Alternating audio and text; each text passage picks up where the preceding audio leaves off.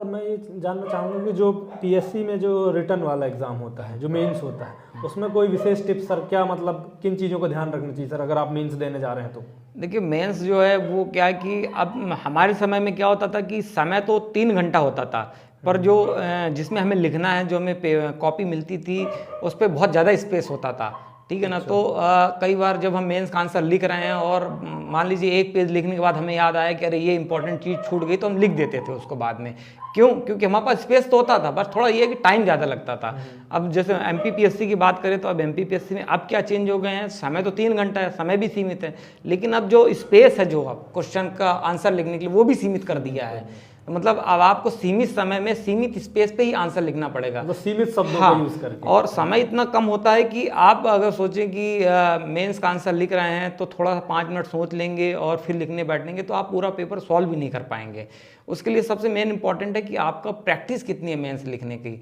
अगर आपने मेंस लिखने की बहुत सारे मॉक टेस्ट सॉल्व किए हैं तो आपकी प्रैक्टिस बहुत अच्छी होगी, क्योंकि आप मान लीजिए मॉक टेस्ट सॉल्व किए बहुत सारे, तो ऐसा नहीं होता है कि जो क्वेश्चन पेपर सेटर होते हैं वो कुछ अलग सेट कर देते हैं। आप ये पाएंगे खुद ही, आप प्रैक्टिस करने के बाद, मॉक टेस्ट सॉल्व करने के बाद ही पाएंगे कि जब आप मेंस का एग्जाम दे रहे होंगे तो लगभग 30 से 40% जो क्वेश्चन होंगे वो वाले क्वेश्चन होंगे जो आपने मॉक टेस्ट में कहीं ना कहीं सॉल्व किया होगा। तो एटलीस्ट 40% क्वेश्चन ऐसे होते हैं जिसमें आपको बिल्कुल सोचना नहीं होता है कि क्या लिखना है, क्योंकि आप तो एक बार लिख चुके हैं, आपको मालूम है कि उस समय आपने क्या लिखा था। और मॉक टेस्ट जिस भी संस्था का आपने दिया था उसने चेक करने के बाद बताया था कि इसमें ऐसी कौन सी इंपॉर्टेंट चीज़ थी जो आपने छूट गई, तो वो चीज़ बिल्कुल माइंड में रहती है कि मुझे दोबारा लिखना है तो मैं कौन सी चीज़ें लिखूंगा। तो सर मतलब मॉक टेस्ट ज़्यादा से ज़्यादा हाँ, देने मॉक चाहिए टेस्ट तो तो बहुत, मेंस मॉक के टेस्ट लिए। में क्या होता है कि एक तो लिखने का तरीका आपको मालूम चलता है, दूसरा आपको ये भी क्षमता मालूम चलती है कि आप 3 घंटे के अंदर पेपर लिख पा रहे हैं कि नहीं लिख पा रहे हैं, और नहीं लिख पा रहे हैं तो किन कारणों से नहीं लिख पा रहे हैं।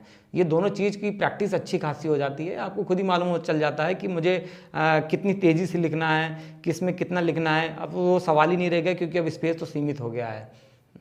थैंक यू सो मच आपका इतना कीमती समय देने के लिए सर, और बीच बीच में मैं आपसे आपके पास आता रहूँगा गाइडेंस के लिए सर। नहीं नहीं, धन्यवाद बहुत बहुत। क्या है कि मेरी आदत भी है, मेरी इच्छा भी रहती है कि नए लोगों को कुछ नया सिखा सके। आजकल तो 2020 का ज़माना है, लोग तो इन शॉर्ट में चाहते हैं, न्यूज़ भी चाहते हैं इन शॉर्ट हाँ, में, 10-10 सेकंड, इन शॉर्ट 15 में कि सेकंड। मतलब कम से कम समय में मैक्सिमम इन्फॉर्मेशन चाहिए। तो चूँकि मैं टेक्नो सेवी नहीं था इसलिए मैं ये चीज़ें शेयर नहीं कर पाया, पर आपके माध्यम से ये मुझे मिला अवसर, तो मैं बिल्कुल चाहूँगा कि जो भी महत्वपूर्ण चीज़ें मेरे पास थी मैंने आप तक शेयर की। उम्मीद करता हूँ आप इन चीज़ों को अपने तक समाहित करेंगे, इन अनुभवों को उपयोग करेंगे और अपना जो आपकी इच्छा है कि सेलेक्ट होकर के एक अच्छा नागरिक के साथ साथ एक अच्छा ऑफिसर बनना या फिर एक अच्छा लोक सेवक बन करके देश की, समाज की सेवा करेंगे। Thank you so much sir. पर बीच बीच में सर कभी आपको ऐसा लगे कुछ महत्वपूर्ण आपको शेयर करना, सर मुझे बस एक मैसेज करिए, मैं हाजिर हो जाऊंगा। नहीं नहीं, बिल्कुल बिल्कुल, मैं तो मेरे मन में अभी मेरे चैनल के माध्यम आगे से हम भी लोग डालते रहेंगे। ठीक है। अब आपका टेक्निकल नॉलेज है और मेरा जो भी नॉलेज, जो भी मुझे लगेगा कि ये लोगों तक में ये बात पहुंचानी चाहिए, चाहे वो पुलिस सेवा से संबंधित हो, चाहे या फिर एक नए लोगों को तैयारी करने के संबंध में हो, या फिर कुछ ऐसा नॉलेज हो जो व्यक्ति को रखना चाहिए, वो भी जब भी मुझे कुछ ऐसा टॉपिक लगेगा तो मैं बिल्कुल आपसे संपर्क करके लोगों तक अपनी बात पहुंचाएंगे। बिल्कुल sir, thank you so much, जय हिंद। जय हिंद।